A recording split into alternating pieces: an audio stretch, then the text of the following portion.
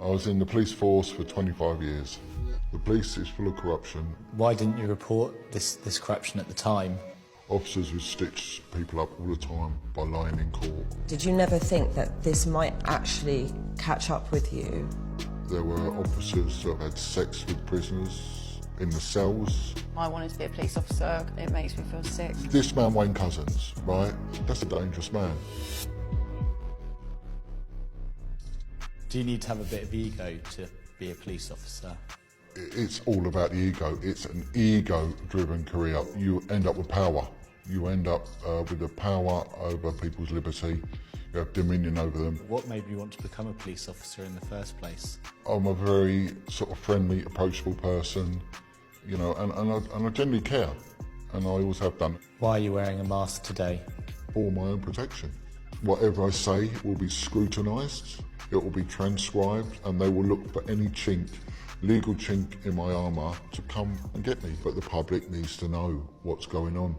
Could you talk a little bit about when you first started noticing corruption within the force? Well, I didn't see corruption during my months of initial basic training. The moment you hit the street, bang, you start seeing corruption.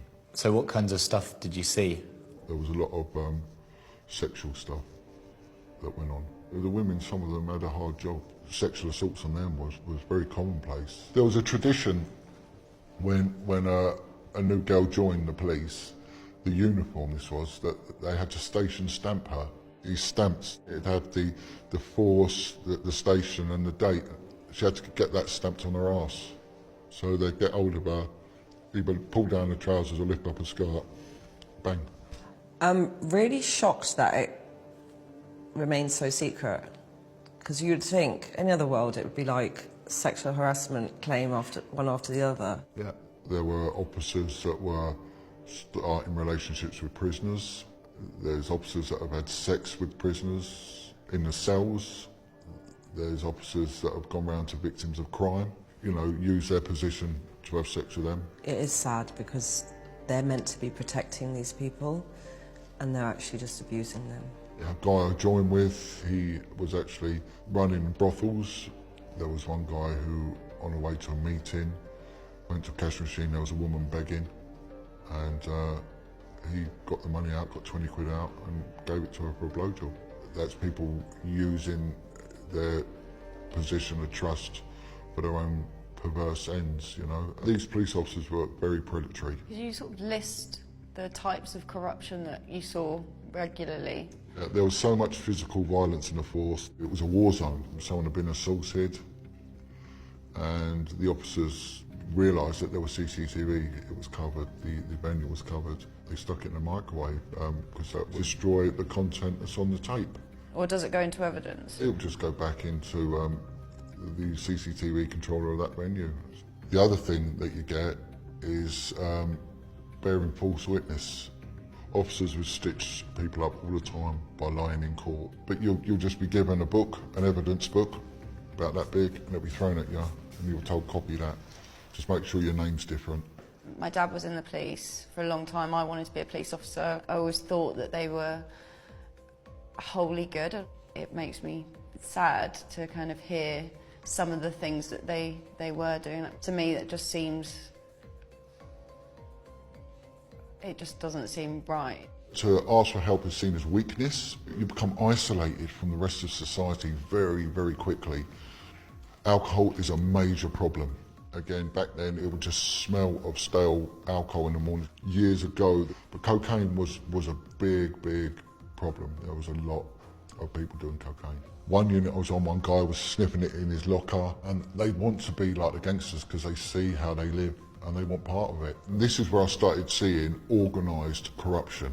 Officers selling information to drug dealers, to organised criminals, stealing from searches. Do you think chasing criminals and, like, you know, that's your job every day and focusing on what they're doing can actually kind of turn you into one? I don't generally believe in the police force people start off with a corrupt mindset, and money's addictive.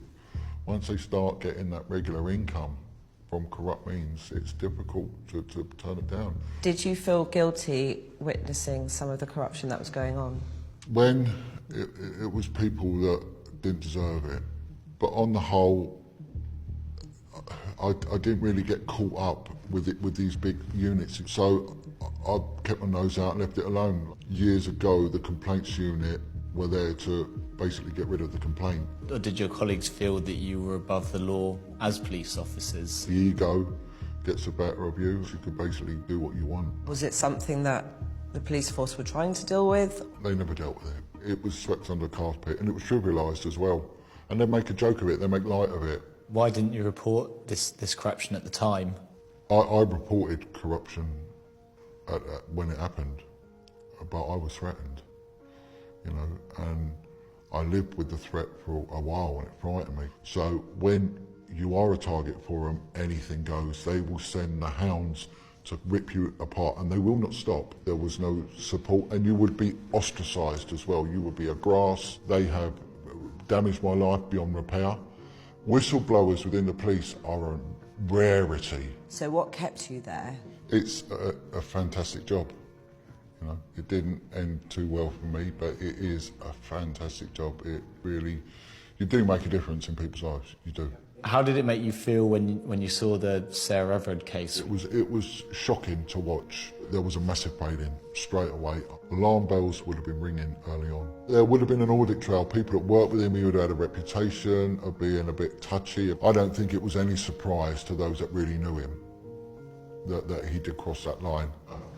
This guy, days prior, had twice been caught flashing, and that was the one thing. The moment I saw that, I remember ringing up an ex-colleague and saying, this man is a murderer. This should have profiled this guy, without a doubt.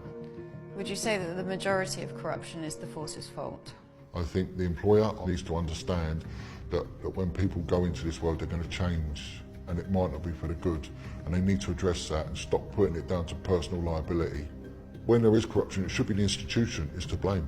It's kind of got to the stage where even my nan is sort of questioning, you know, she doesn't trust the Metropolitan Police, and if it's getting to the stage where my nan's not trusting, I mean, it's understandable why I wouldn't trust the police. And really, until these root causes are addressed, you're only ever going to be fighting a losing battle. I think the police have totally lost their way.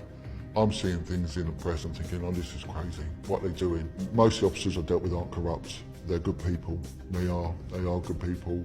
They are misguided. My problem is with these rotten apples that are in there and how they are protected, and they are.